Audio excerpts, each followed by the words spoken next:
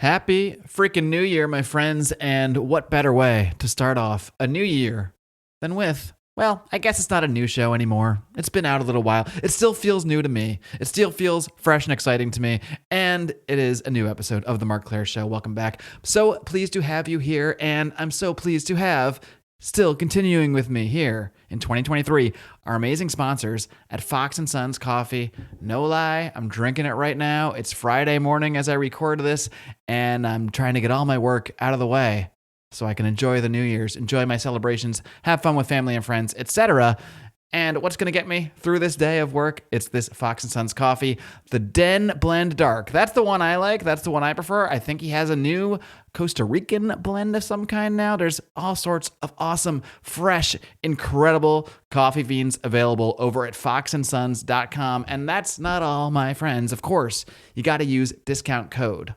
The discount code is MCS from the Marc Clair Show. Discount code MCS gets you 15% off your order. Again, head over to Fox & Sons, Fox, the letter N, SONS, foxandsons.com. Grab yourself some of this incredible coffee. I have a subscription. I have a huge bag, a 2-pound bag that comes to my house every month. That's how much I love this coffee. That's no blowing smoke. So please do head over to foxandsons.com. When you support my sponsors, you support me. So I'm going to ask you just, if you enjoy coffee like I do, check out a bag. Get one bag. Get yourself a bag. Just like one person is going to do today. At the end of this show, I'm going to announce the winner of a 2-pound bag, a free pound bag, which was a result of a raffle that you could have entered if only you had left a 5-star rating and a great review for the Marc Clair Show on Apple Podcasts. You can still do that. I would still appreciate it if you do that. In fact, it's the easiest and cheapest and most effective way to help this show, besides obviously sending money, which you can do, of course, Patreon, Subscribestar, Rokfin. I have just been overwhelmed by the positive response and the amount of support I've gotten for this show in a very short time, in just about 2 months. I have a tremendous amount of support, and it's been just increasing every single month. So I'm just grateful to all of you. If you're here listening to this right now, watching this, whatever it may be, I'm so grateful for your time, because that's the most valuable commodity that we have. And the fact that you have taken your time out of your day, and many of you taken money out of your pockets to help me do this show, which is so valuable to me. I can't even put words on it. So I thank every single one of you. Even if you're hate watching me right now, you're still watching, all right? So you're still giving me your time. So thank you so much from the bottom of my heart. Hope you all have a great new year. And now, that being said, it is time to enjoy this conversation, this excellent conversation with my friend Jason Rink. Welcome back to the Marc Clair Show. With me today, he is a documentary filmmaker responsible for the series, the docu-series Q Sent Me, as well as a documentary called The Most Canceled Man in America. We'll discuss both of those a little bit today. He is also well known to me for buying me tacos and some margaritas and giving me some Q-Shaman socks when I was recently in Austin, Texas. Pleased to welcome Jason Rink. Jason, welcome to my show. What's up, man? Dude, I love the opening animation. I pretty much just run that for you, for the guests, because so many people have complimented it that now I just run it for the compliments. It's a constant fish. I love it. I love it. It's very, very much sums up the essence of what you're doing here. Yes. With that. So It's great. I like to think so. But Jason, with your story, I had you on Lions of Liberty. I think you maybe sometime in that last year that I was doing that show. Yeah. And we talked a lot about your experiences in the Stop the Steal movement. I think at the time you hadn't put it out yet, but you were working on the documentary about the Q-Shaman. So I'll just tell people they can go find that interview still on Lions of Liberty to kind of refresh them to where you are now. I don't think we need to recap all that. It still exists in the same podcast universe, you might say. But I'll let you pick it up from wherever you want, and sort of leading us into the subject matter of this docuseries that you have out right now. I think you have another episode dropping January 6th about this character who most people might not even know who he is by name, but everybody will recognize him at this point. It's the Q-Shaman, the guy with the horns and the helmet, and going about and having some fun in the Capitol. So how did you first come into contact with this person, and how did you decide to make a whole documentary series centered around them? Yeah. Great question. So, it all started in a Hooters in Georgia. As most great things do. Yes. That's the funny part is when the Stop the Steal movement kicked off right after the 2020 election, I I saw what was happening with the like protest movement. I was like, this seems like, Tea Party, but more anti-establishment vibes or something. And so I found it interesting. I connected with Ali Alexander, who was the guy organizing the Stop the Steal movement. I've actually read that he's a white supremacist, by the way. Yeah, he is. He looks just like Sammy Davis Jr., but also a white supremacist. And so I didn't know Ali. I connected with him on Twitter, said, hey, we want to come document what you're doing. He said, well, let's meet up in Georgia and talk about it. So met him in a Hooters. He made sure that, we weren't going to just try to do some like hit piece on the Stop the Steal movement, and started sort of filming with him. And we were just behind the scenes, riding in the cars, like with the security detail, going to all the different cities. And honestly, me and my filmmaking partner, Paul Eskandone, we were just like trying to figure out what was going on, like what was happening, why were people there?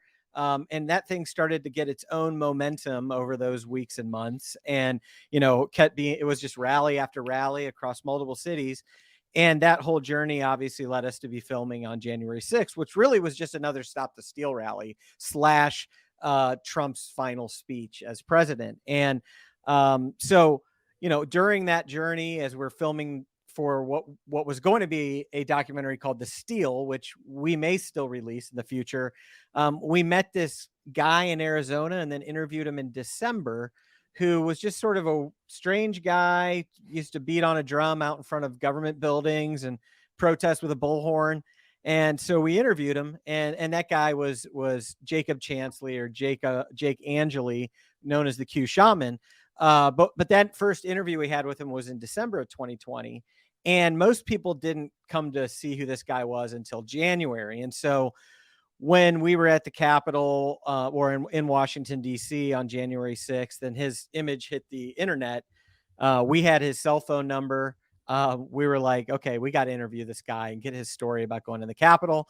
And so we sat down with him on the morning of January 7th.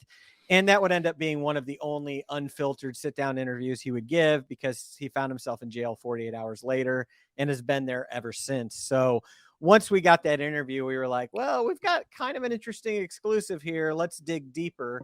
And we decided to do an entire feature. Well, it's a doc series now called Q Sent Me, which is really a story of January 6th and the aftermath of Jan 6th, but using the Q-Shaman is like our protagonist to tell the tale. Now, I kind of want to do a little bit of a Q 101, because there's probably a lot of people out there who have heard about the Q stuff, might just say it's some dumb like conspiracy rabbit hole. Just what is your impression of the Q movement overall? And then maybe you can get into more about Jake specifically. What is your motivation? Just what you got a sense of about their motivations, what was motivating them. I'm sure there's some broad range amongst individuals there, but what's your overall sense of why people were all hyped up centered around this Q thing? Yeah, that's a great question. I've got a lot of thoughts about that. Number one, I will say the title of the film, Q Sent Me, is based off of a sign that Jake used to carry around. So he used to carry a sign at all these different rallies and it said Q Sent Me on the front of it. So that was his declaration of like what he was up to, right? He's like, Q sent me to bring this message to the world, right? So that's where the title comes from. The film itself isn't necessarily a deep dive into Q Anon, though we talk about it. But there definitely was a strong contingent of QAnon believers that made up the Stop the Steal movement, and specifically, it's a microcosm of the larger conspiracy contingent of Trump's people. And one thing that I really learned, and I think is instructive, is I was involved in Ron Paul's campaign in 2008, 2012, and then when Trump came on the scene, I recognized that there were some people who were Ron Paulers that I knew who were involved in the Ron Paul campaigns of 08 and 2012 that were now like Trump people.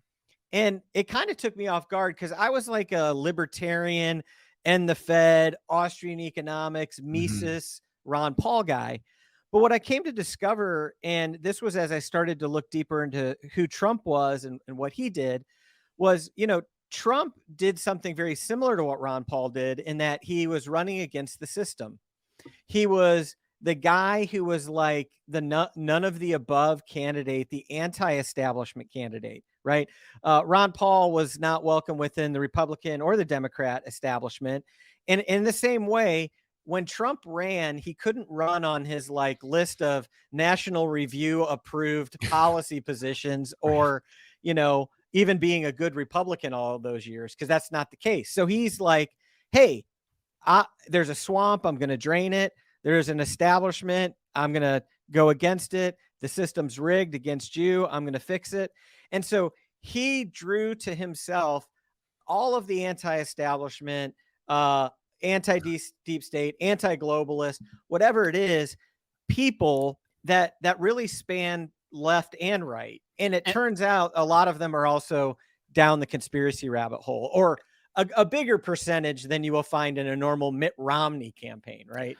Just the one of the fascinating things to me about Trump is that he was able to effectively run a campaign like that while being clearly a billionaire who clearly benefited from the existence of the system and admitting that when asked. That is what always blew me away, because he would get these questions in debates. Well, like, you're critical of the tax system, but here you are, you didn't pay taxes here. He's like, yeah, I know. I used it that's how I know, because I did it. And he would unabashedly. And it's just, there's something to that. And I think that is part of what the appeal to him as well, is because, say what you will about him, when he said stuff like that, he triggered that same thing that Ron Paul were triggered, where you felt like, this guy's, maybe he's not giving me the full truth, but he's giving me a peek behind the curtain.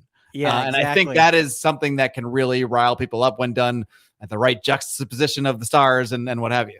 Yeah, and in case anybody's confused, you know, my comparison of Trump to Ron Paul is really just in that anti-establishment mold, right? They're very different as far as who they are and their policies and like their integrity, personal life, probably too. Yeah, exactly. Yeah, not many porn. No, I don't think anyone's accusing Ron Paul. Yeah, Ron Paul of, you know, hanging out with Stormy Adams. Yeah, though Ron Stormy Paul Adams, is whatever, he is a pimp in his own right, of course. Ron Paul, yes, but you know.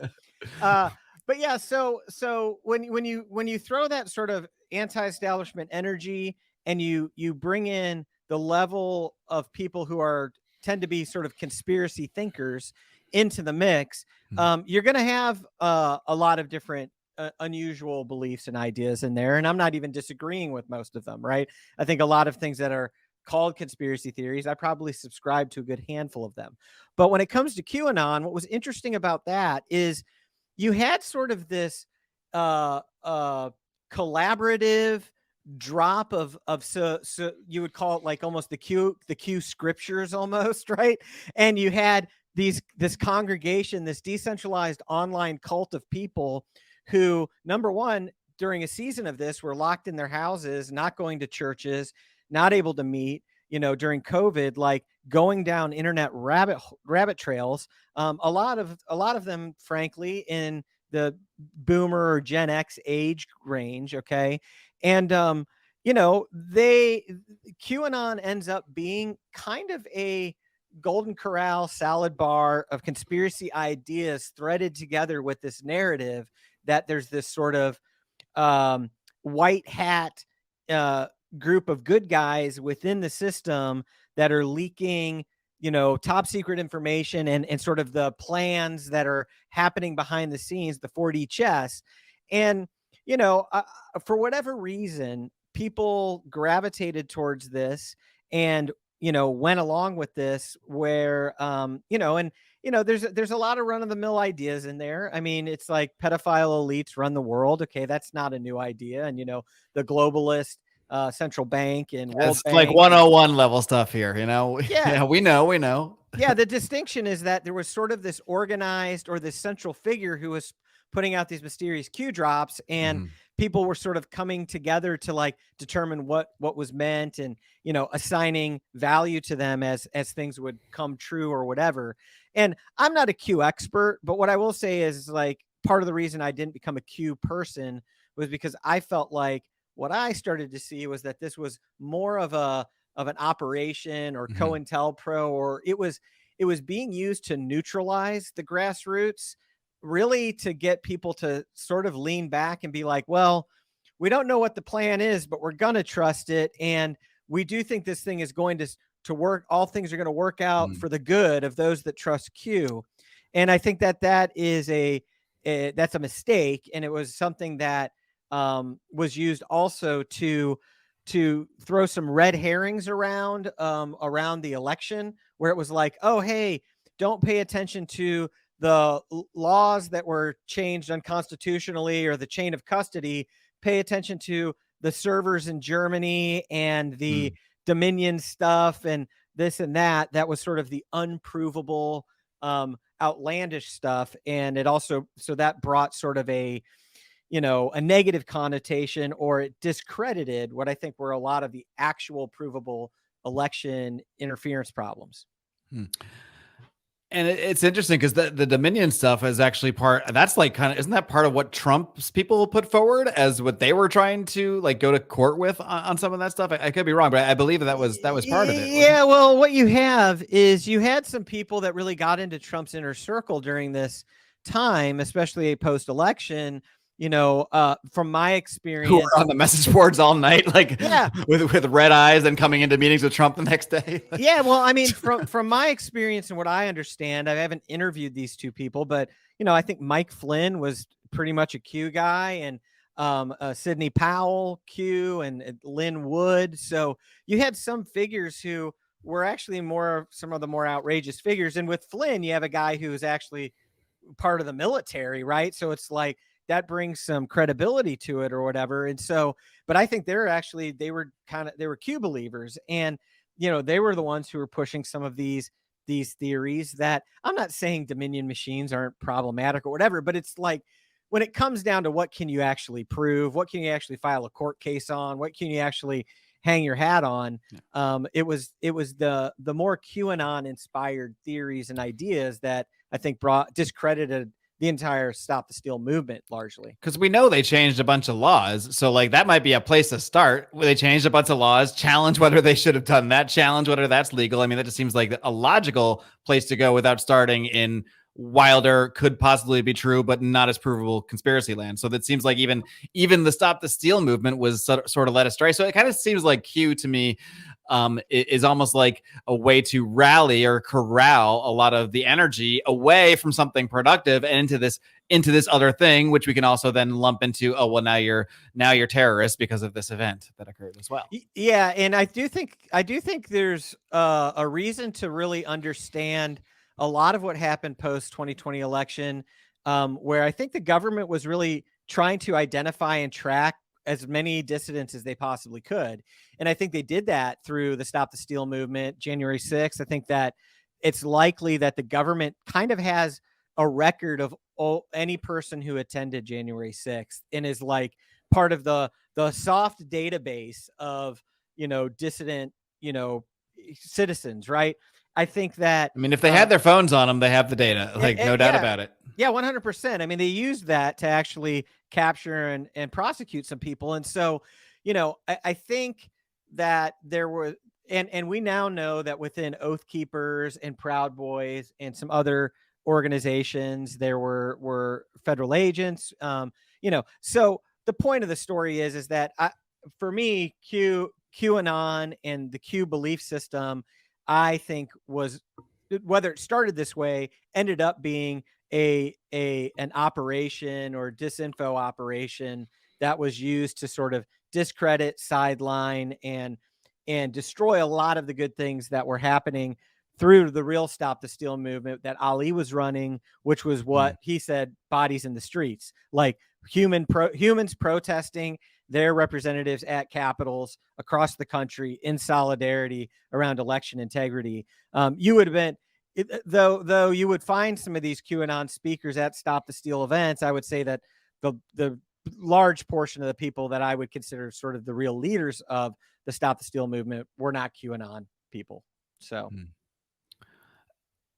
one thing with the whole QAnon movement that I often think about with this stuff, it's like, I wonder how real it was, in the sense of how close was there actually real people close to Trump that were involved in this? Because to me, that there was a number of incidents where it was like, like the one that always comes to mind is tippity top. There's the one that came out where he said, well, tonight in Trump's speech, he's going to say the phrase tippity top. And then sure enough, that night, friends, he said something like, we're going to take it to the tippity top. Now that could be like a low level staffer that has access to his speech. It doesn't have to be like a high level person necessarily, but there was enough incidents like that it seems to me that Q is somewhat real in a sense that there was some real seemingly legitimate type of intel being put out. Now, whether it was being put out for a good purpose or a distracted purpose is a totally another story. Obviously it didn't really lead anywhere productive, but I'm just curious your thoughts on, I guess, the veracity of Q, not in terms of if it was actually leading them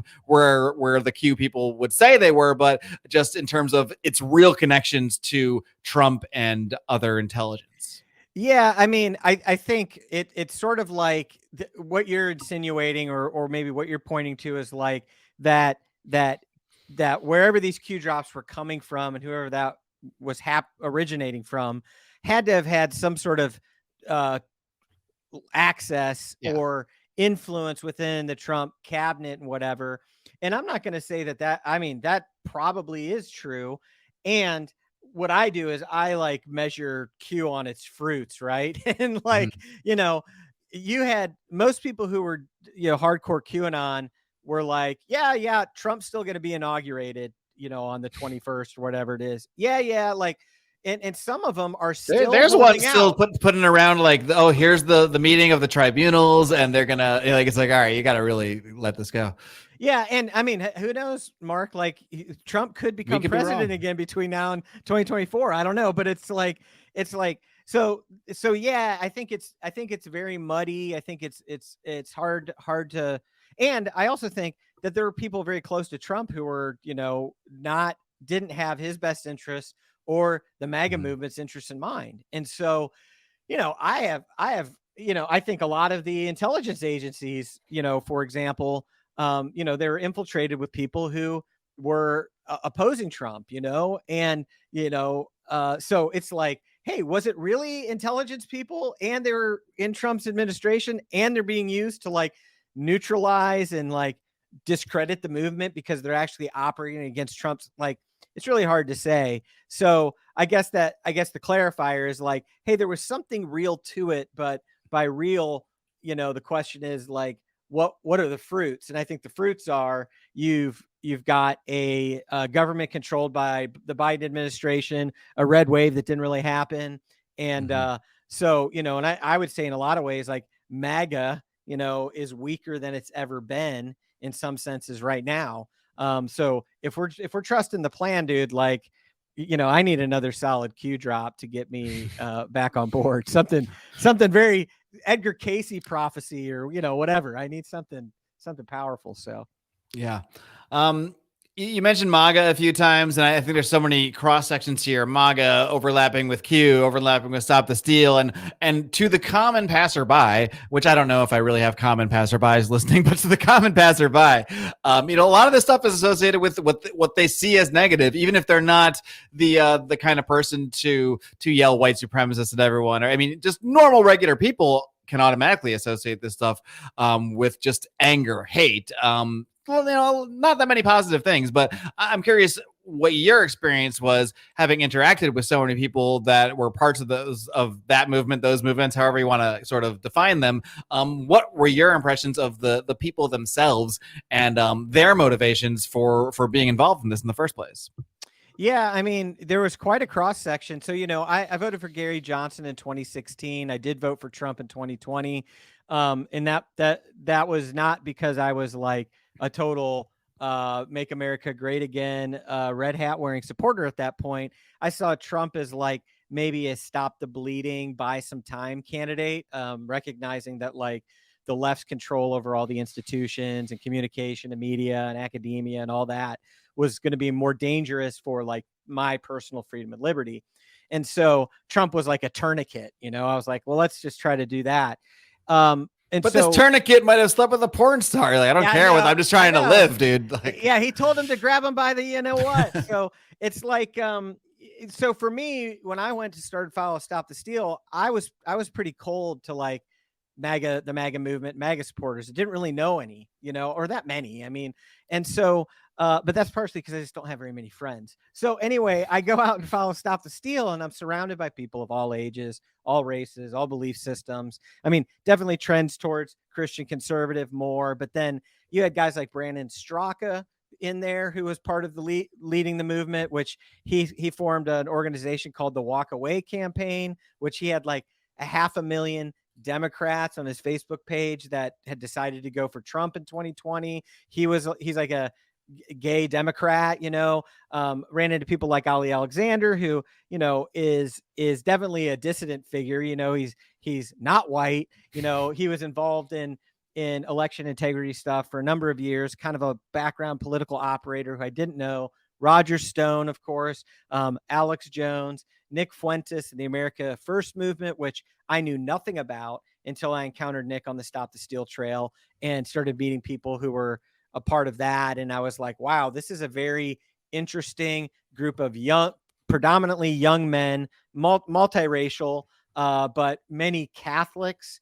And I was like, well, what's this? And so it was, the MAGA movement was in many ways kind of a melting pot of, what I would say are just sort of dissident voices. Alex Jones brings a lot of interesting people to the table, and and it was and we would be at these rallies and they would be chanting Fox News sucks.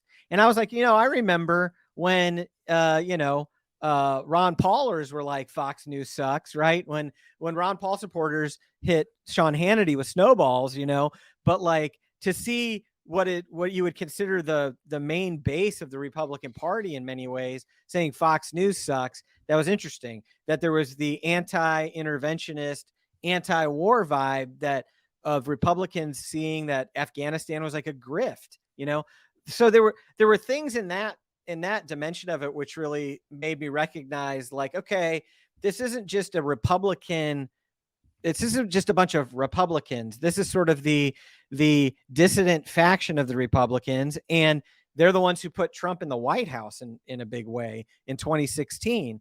And so I came away from the experience and still have this experience where it's like anybody who is interested in seeing more individual liberty and freedom happen in America, they've got to find a way to join forces with the MAGA wing of the Republican Party in order to defeat the deep state and the establishment, not to, and I'm speaking to libertarians here, not to see them as just like, a wing of the same bird of prey. It's just not true. And now, to the degree that MAGA may be getting co-opted by, establishment forces and DeSantis possibility moving forward, or that Trump is going to be a softer version of 2016 Trump as he becomes the candidate, or if you're going to see some MAGA forces come behind, yay, if he does declare a candidacy, as crazy as that might sound. So all of this to say, I think that the MAGA base is still really one of the most important and powerful, political bases out there. And it's got numerous factions within it that are very interesting, and it's hard to have one message to deliver to them. So do you think the MAGA movement at this point is somewhat disassociated from Trump? That doesn't mean it couldn't be associated with Trump, but is it something that exists sort of independently now that might be conjoined with Trump, but could go in a totally different direction and might even become anti-Trump? Because I think we've heard it at a rally or two where Trump, his one thing that he likes to do is promote how great this thing he did with Operation Warp Speed, getting those vaccines out there. And that just does not seem to go over well with that MAGA base. So I am curious how you see all this playing out. And like you said, all I saw was the one speech so far a few weeks ago, and it felt very flat to me. It did not feel like the MAGA Trump at all. Yeah, that's the thing, is I think you've got a lot of people who are influential voices within like this sort of wing of Republicanism who are not endorsing Trump or are not fully on board and are looking at alternatives. And I really think right now it's breaking down to like Trump, DeSantis, or Ye. And I know that sounds crazy, but like part of the wing you have is sort of people forget that like memes and 4chan and all of this stuff was part of what got Trump elected in 2016. Like it was this sort of young energy that came in that I think guys like Nick Fuentes sort of, bring to it, and the tens and tens of thousands or even more people that are sort of behind him. And, like those people are totally disenfranchised with Trump and think DeSantis is like establishment. And then you've got people like Mike Cernovich, who would have been a Trump guy. He's got 1 million follower Twitter. He's kind of a big voice in Republican or right wing circles. He's totally off the Trump train, has been criticizing Trump for a while, calls him a weak leader, recognizes a lot of his failings, and is lining up behind DeSantis. And so I think Trump's got a real problem as far as galvanizing people behind him. I mean, it's interesting to note that it's only after he had dinner with Ye and Ye talked to him about Jan 6, prisoners, that Trump puts out like an official video about it. I mean, it's like he's having to decide like what direction he's going to go to try to capture the energy of the base. And I think it's possible he's not going to be able to do it. And, we're talking about other candidates that haven't even declared yet. It's like DeSantis hasn't even declared. And not that they have to declare by friggin' December of, however far we are from this election, but it's just interesting. I think that MAGA does exist beyond Trump. I think the dissident energy is going to go somewhere, and that's what it's really all about. It's the dissident anti-establishment energy of the right, because I don't really think there is an anti-establishment energy on the left anymore. No. I just saw Jimmy Dore live here in Austin. He did a stand-up show. Jimmy Dore might be the entirety of the anti-establishment energy on the left himself. Yeah, and what's crazy is like he did a freaking hour, and so much of it he was just bashing, COVID, Fauci. Like there was only a couple of things you heard in there that I went there with Ali Alexander, in fact, and Ali had never heard Jimmy Dore, and he's like, "Whoa, I thought this was going to be way more progressive," and so it's crazy because if you have dissident energy or anti-establishment energy at all, you can't find a vehicle for it within the Democrat Party anymore. And so these are some of the trends within politics that I just think are interesting. And I'm like, who's going to be able to channel it, right?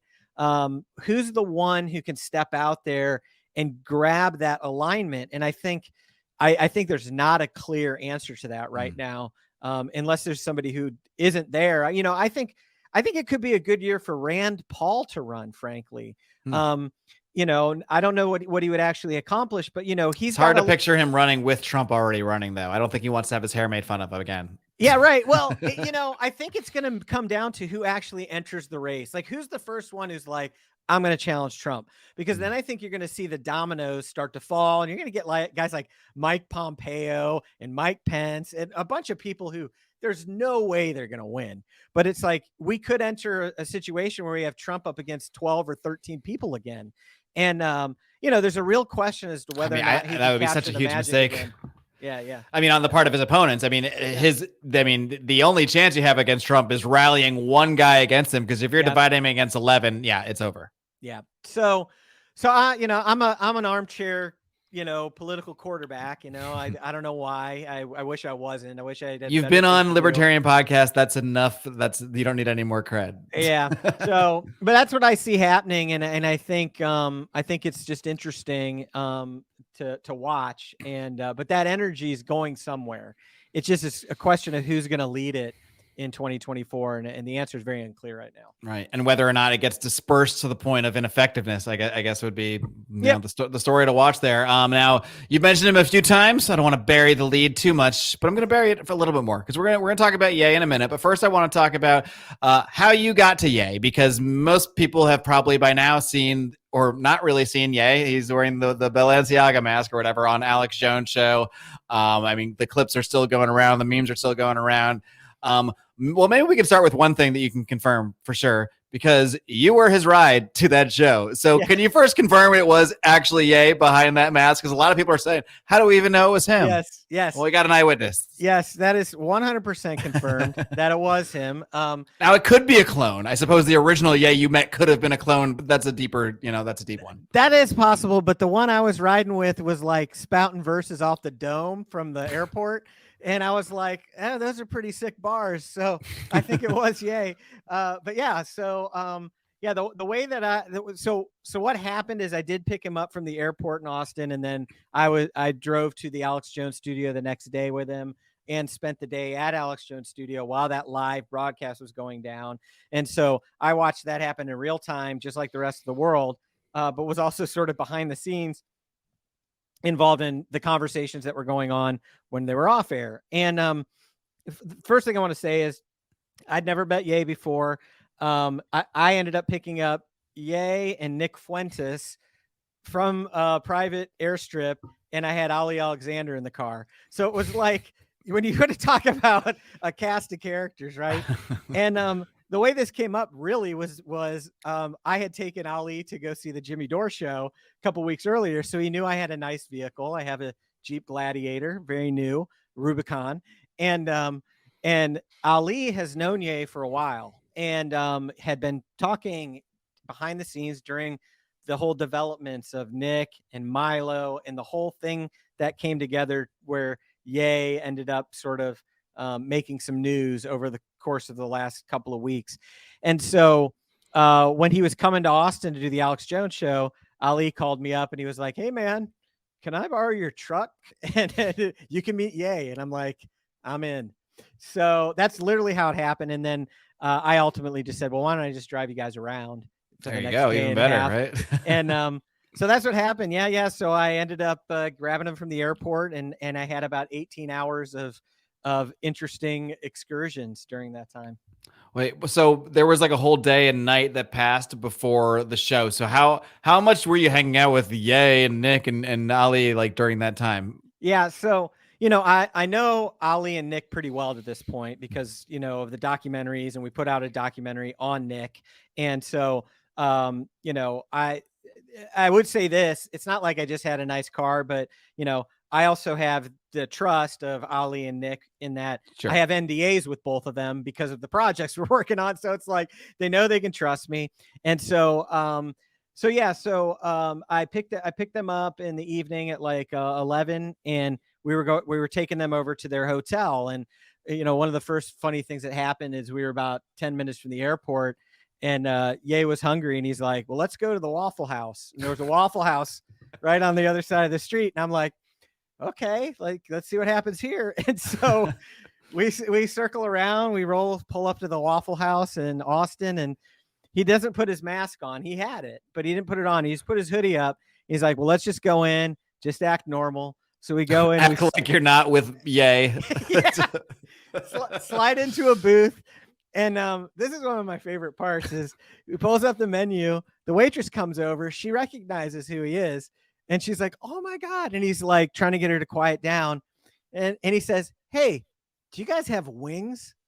And I loved that because now I don't know if Ye's ever been to a Waffle House or if he's been to Waffle Houses and gotten wings upon request or what, because I've never seen him on the menu. Right. So I think they only have breakfast food, but I mean, why not ask? I mean, he wanted wings. I mean, you know what? The man's a creator. So he asked for wings, but then about like 90 seconds passed, and people in the restaurant were like, already knew Ye's there. And I think he was doing the math in his head, like, how soon until there's a ton of people at the Waffle House in Austin, it gets out on social that I'm here. So he just looked up and he's like, "All right, guys, this is a bad idea. Let's get out of here." How does he go anywhere then? Because that you would think that would happen anywhere. Yeah. So when we get to the hotel where he was staying, he puts on the Balenciaga mask and walks in, right? And so, I mean, so from that standpoint, it's like, well, we don't know who this guy is, and that's how he checked into the hotel and with the Balenciaga mask. Yeah, right. Yeah. And so that's when I first saw that mask, and I was like, "Oh, that's interesting." And so, so he wore that in the hotel, in the lobby and whatnot. And ended up hanging out in his hotel room for like, I don't know, till like 2:30 in the morning or something. And he was just talking about a lot of things, talking about what they were going to do on the show the next day.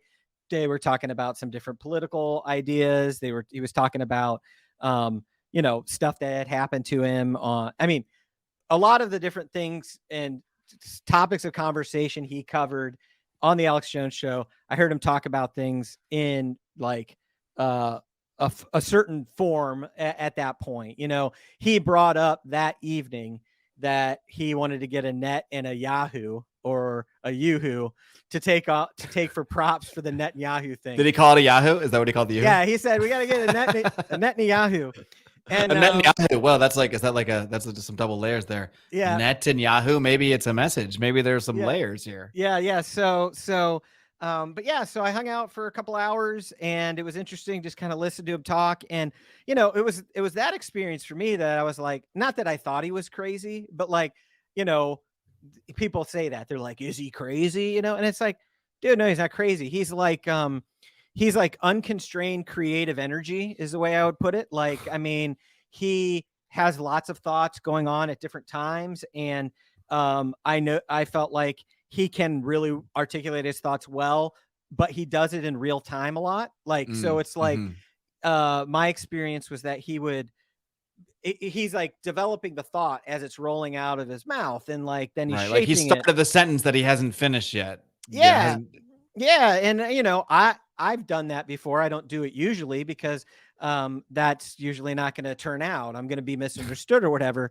But the other thing that really occurred to me is like, he put out a video where he said, I was a billionaire. 4 days later, I couldn't use Apple Pay.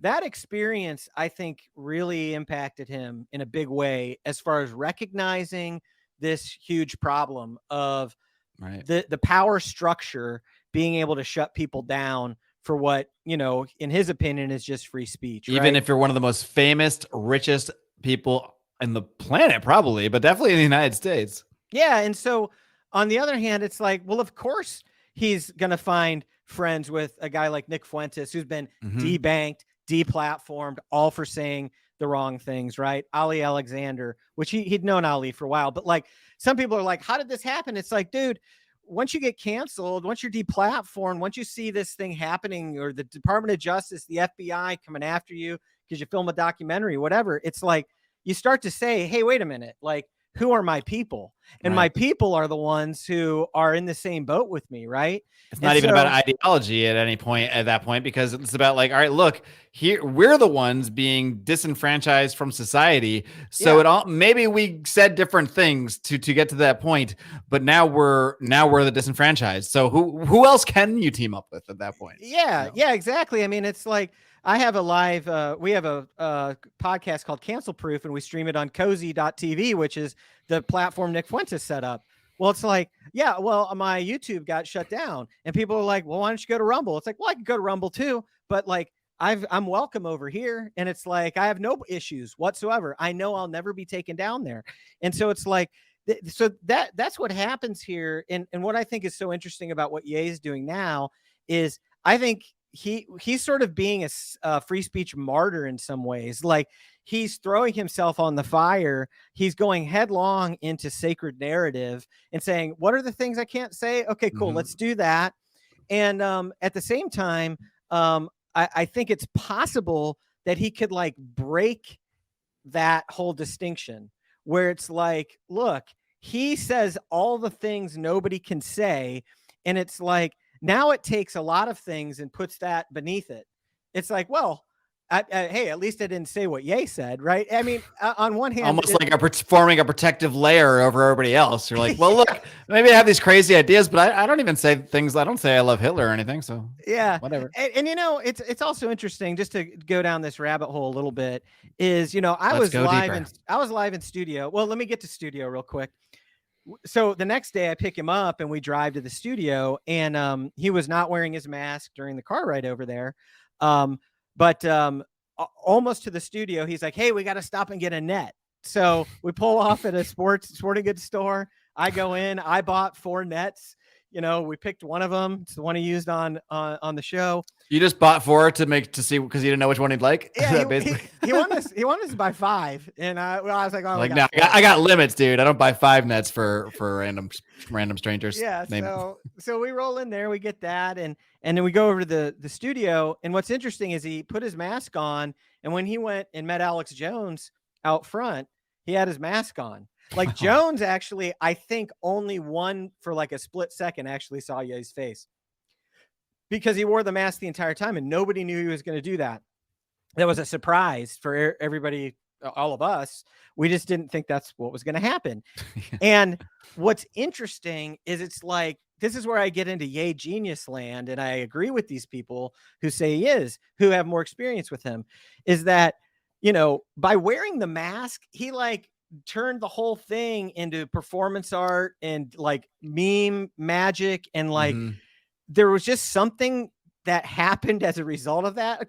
Granted, a lot of people were like, oh, he is crazy and everything, but it's like, no. But those people would say that with the mask off too. Yeah, exactly. And I noticed he did another interview, Gavin McInnes show he went on, he wore the mask. And so it's like, now it's sort of like, and this is this canceled character almost. This is canceled Ye. That's kind of the way I see it. Yeah. And so, and it's interesting. I encourage people to go back and actually listen to that whole show. It's 3.5 hours. Who's got time for that? We'll put it on 1.5 speed. But it's interesting because when you start to see how these thoughts start rolling out for him, like the first time he says I like Hitler line, when he says that, he's actually responding to Alex Jones. Jones goes on a rant about how Arnold Schwarzenegger said, I love Hitler, and didn't get canceled because back in his bodybuilding days, early career, he had nice things to say about Germany, the Nazis, and Hitler. Right. And it's literally right after he says that Ye's like, I like Hitler. Like, I actually think his initial response of that was was him sort of being like, oh, I'm going to say the thing Arnold Schwarzenegger has said and not gotten canceled for. I'm going to say that. Watch.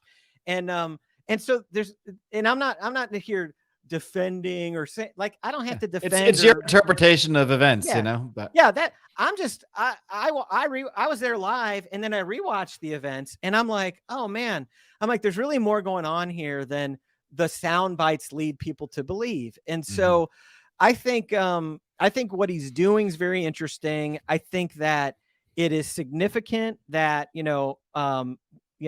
we had the film, The Most Canceled Man in America, that got me banned from Freedom Fest, kicked out of the Anthem Film Festival, because it showed Nick Fuentes in too good of a light. And I remember telling people at that time, hey, listen, this is a very significant political figure here who you guys shouldn't just don't give him a platform. You got to ignore him. You got to cancel him. I'm like, guys, that's a mistake. And I feel a little vindicated in that now, because I'm like, look what's happened. It's like he's now elevated to rolling with like one of the most famous, musicians and one, of all time.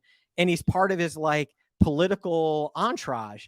And so I think that's an interesting set of developments. I like to think about the implications of that. Like, what is this sort of cadre of canceled people who have the ability to get out there and draw people into their message? Now, what does that look like? Prior to Ye, it's different. And some people want to write Ye off and be like, well, yeah, now he's done or whatever. It's like, I do not think that is the case, folks. So very interesting. So that was my journey with that experience here. So. Well, you did mention it there a little bit, the movie, The Most Canceled Man in America. So, I think a lot of people that have heard of Nick Fuentes don't really know much about who he is. I didn't know much about who he is. I still don't know a lot about who he is, but that's really, none of that is really even the point of that documentary. The documentary is about his actual canceling. And what I find so interesting about it is that you do this documentary about just the fact that someone can be canceled from banking, from airlines, from all this stuff for saying whatever. Who cares what he says? It's not even the point. And then you make this documentary about how bad this is, and not sell it, but get the permission to show it to at a bunch of different liberty organizations who should be the most receptive to that message, who should be the most not caring who it was or what they said they got canceled like that. And then you start getting canceled from these events. So maybe you can detail a little bit more about how that started happening. I feel like I saw you say something when you were on the plane to Freedom Fest, or maybe it was earlier, but when did you start becoming aware that some of these events were actually canceling, not just the movie, they were canceling you? Yeah. Well, it's interesting because it really developed it developed through a series of missteps, frankly, on Freedom Fest part. And I don't want to go into the boring details, but the film was accepted into the film festival. They were excited to show it. They were so excited about it that when they pushed an email out to the email list, like it was a thumbnail on the email. And what they did was they made the mistake of saying that Nick was going to be there to speak on a panel after the film, which Nick hadn't confirmed, but I had suggested could be interesting. Because I'm like, hey, libertarians can ask him whatever in an open forum there, and he can talk about his experience. And for those who don't know, the federal government seized $500,000 from his account. They put him on a no-fly list. I'm pretty impressed he made $500,000. What's he, like 22? Yeah. Impressive. Well, yeah, and a little bit of context to that too. Like, there's a pretty strong theory that the reason they seized that money was because it came through he got a Bitcoin donation from this guy from Europe who donated a bunch of Bitcoin to some different, like, quote unquote far right or people or organizations, and the government traced it and identified it. This was during the Stop the Steal time. And so what they did was they couldn't seize the Bitcoin, right? But they could seize real assets equivalent in value of the Bitcoin from Nick. And so now part of this is speculation, but there's enough, because we don't get all of the information you need to make this, because the government doesn't tell you why they do it. They just freaking seize your account. But the amounts and how they and the timing of it and some things that happened around this Bitcoin donation, because they're like tracking it down because it's terrorist donation, because it's going towards the Stop the Steal and the January 6th stuff. And so the other thing that's interesting is that this is actually a scenario in which, though the federal government didn't seize Bitcoin, well, what if they can just seize your real assets that are the equivalent of Bitcoin that you have? What's the freaking difference, right? So that is the story that drew me in with Nick, because I was like, I don't care what he believes. Like, I think you should be charged with a crime before you're put on the no-fly list by the Department of Homeland Security and, have your money seized from you. And so that was the nature of the story. A lot of people said, hey, we're on my side. They should show it. Freedom Fest said no. They were pressured by some big libertarian organizations to get rid of it. At least that's the information I got from Freedom Fest. And that led to a cascade of events where ultimately I ended up being put on a do not book list in Vegas during Freedom Fest. And we did a counter screening of Nick's doc at somewhere else in Vegas. We had like 200 people at the event. It was great. We got to show it. All of that happened. But yeah, it did cause me some grief with some libertarian organizations, people that I'm really good friends with, who they just couldn't understand how I could make something that about Nick that I didn't then go and dun dun dun. Here's all of his sound bites where he denies the Holocaust, and and here's where he, we didn't do any of that. We didn't editorialize. We were like, here's Nick in his own words. Here's people in the America First movement in their own words, talking about why they're doing what they're doing, what they believe. And, I stand behind the project. You can watch it for free, probably right now at My Movies Plus, the most canceled man in America. We've got it for free for a limited time. Probably when this airs, it'll still be free. And so that caused me some grief. And it's interesting too. I'll just add this. I don't know if you're familiar with the YouTuber Ethan Klein. He's like he's a big YouTuber. He's a leftist or whatever, but he got demonetized on a platform because he played a news clip of Nick Fuentes for too long without saying this guy's negative bad things. Yes. That's wow. Literally why he got demonetized. And he's like a total leftist. He hates Nick Fuentes. And he's like, this is crazy. And it's like, yeah, well, that's the same kind of, that's the same thing that really led me to get canceled from Freedom Fest, is that we didn't give enough screen time to like disparaging Nick in it. And I'm just Right. like, that's not interesting to me. So, I've come to know Nick. I consider Nick a friend. Like, I don't consider myself like a friggin', hat wearing America First guy, but I totally understand where they're coming from. I consider the guys in the America First movement my friends. I don't think that they're white supremacists. I definitely think they're Christian nationalists, and that means something. And you can take issue with that if you want. And Nick talks about white identity issues. And my personal opinion is, if identity politics is a thing, then any identity politics is a thing, right? So whatever interest group you are and whatever identity politics group you are, if we're going to talk about, the black and the women and the trans and the whatever, it's like we can talk about the white stuff too. And so, and then the last thing is that I just think that at the end of the day, these types of phrases like anti-Semite, white supremacist, racist, misogynist, homophobe, all of that, those are just labels used to attach to somebody to get people to disregard them and to say, oh, that guy's a this. Oh, then I don't have to engage in a single idea. And the cancellation of people based on these labels put on people externally, I think it's so uninteresting.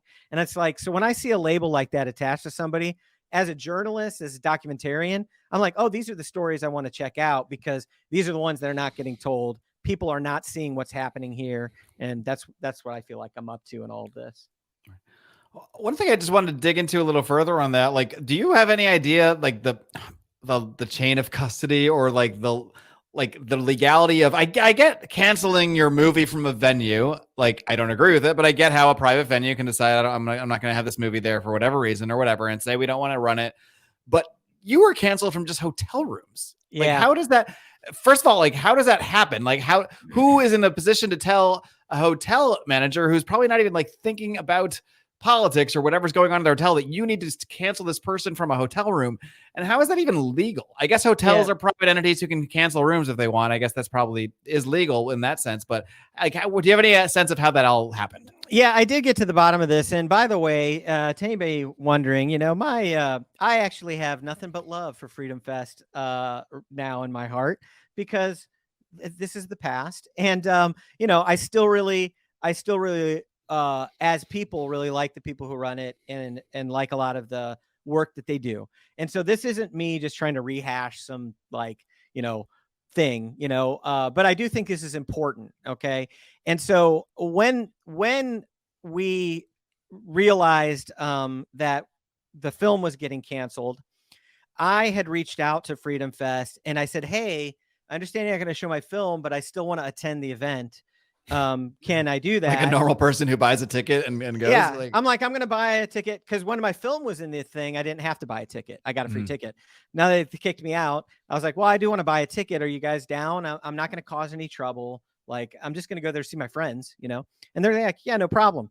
So I was like a month before the event. So I had my ticket. I'm rolling into town, and in the cab ride on the way there, well, a week before the event, my room at the hotel that Freedom Fest was being hosted in, that was canceled. They were like, hey, we just can't have you, blah, blah, blah. I got no reason. And I'm like, okay, this is weird. Well, then I booked one at the Venetian, which is across the street, owned by a different hotel chain. And on my way from the airport to the Venetian, I get a call from the Venetian that they're not going to honor our hotel reservation. And I'm like, okay, this is getting really weird. We ended up digging into it at the Venetian. We found out we were on a do not book list. And then I was like, so that's a thing. I knew there was a do not fly list. Now there's a do not book list. Yeah. And so I was like, how did this happen? And then there was a moment where I was at Freedom Fest. I was walking into the venue and 3 security guards came and they were going to escort me out. And they made a call to somebody, and whoever they talked to said, oh no, he's fine, let him in. But I found out from there that like they were watching me from the closed circuit monitors inside the hotel. And so I'm like, how has this happened? I'm on a do not book list. And also I'm a ticket holder to this event, but I'm being watched by the cameras and security's coming thinking I'm a problem. I couldn't get any straight answers from anyone until the last day I was there, I'm like, look, I'm just going to go talk to the head of security at the Mirage because I want to figure out, can I ever book here again? Is this like a one-time thing? Like I come to Vegas, I want to know. So I go talk to the head of security. He's very nice to me. He's like, hey, he's like, yeah, I just want to let you know, we don't have any problem with you. He said, but you know, we have this client and you know, they're paying a lot of money. And yeah, they provided us a list of names and photographs of some people that, you know, they thought might cause some trouble. And I was on that. I can't tell you all who was on it because I didn't see the list, but the guy told me it was probably my filmmaking partner, Paul. Nick Fuentes was probably on there, you know. And so, but like, you know, I was put on that list by somebody internally at Freedom Fest, even though I had had a conversation with them, even though I had 10 years of life of you know, I judged the festival the year before, you know, they know who I am. What a fall from grace. Yeah. Now they're putting me on a watch list into the hotel. And it all made sense because I realized, hey, the hotel, I think it was the Mirage we were at, I forget, but I was thinking they would have a hard time escorting you off the property if you have a reservation there. So they canceled my reservation in order that they would be able to more easily get rid of me if they needed to. And then they just shared the list with some neighboring hotels like a professional courtesy, right? Because as far as for all they know, you're a real troublemaker. Exactly. Right. Exactly. And so, you know, that's the story. And, you know, there are some people that spread a lot of bullshit about me who didn't know this story. And it's like, listen, I don't know where this falls on your whole spectrum of liberty and libertarian and it's a private hotel, bro, or whatever. But like, for me, there was just a little bit of like, I had to fight a little bit for my own integrity and I wasn't getting straight answers. And when I found out that I was put on that list by somebody, that was a significant, you know, fracture. You don't know the person, you just know it was Freedom Fest, right? Yeah, somebody who the hotel said was the client. So somebody in that organization, it's like a mob movie. Yeah, I know, right? And you know, hey, they're spending hundreds of thousands of dollars there, right? Like, yeah. I get it. So, but all of that happened because we decided we're going to make this short film about Nick Fuentes, right?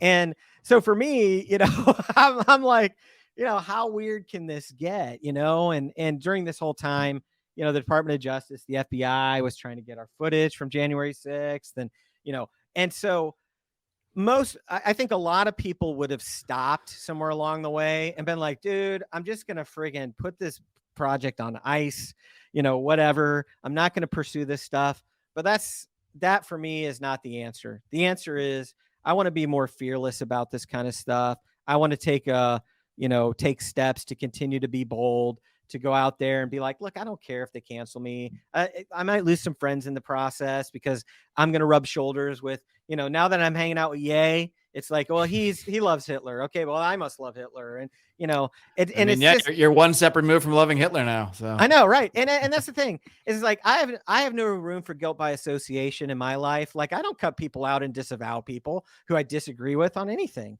Like, I think people are real human beings. I think we all go through processes of change. I think we all are open to the truth. I think that we all are open to having our biases challenged and won over through, you know, all sorts of dialogue and experience. And so that's what I'm up to. I'm interested in meeting real human beings and going through the real human experience together and seeing what it means for us to join arms and linking up to try to have more freedom and human flourishing for all. And I know that that's not going to happen by me just hanging out in my ghetto of people that believe in exact, you know, analysis of the non-aggression principle that I have.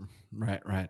Well, it sounds like a better way to be than just running around canceling people to me. So I think you're on the right track, Jason. It's been awesome talking to you. I think you're going to stick around, hop into the smoke-filled room with me, get a little weird. But first, just want to make sure you have a lot to plug. You have a lot going on. Movies, docuseries. Feel free to just give one more plug on everything, where people can find everything, because I know there's obviously with the subject matter, you're not on NBC here, you're not on Netflix even. You got to go on some somewhat more obscure platforms to find this stuff.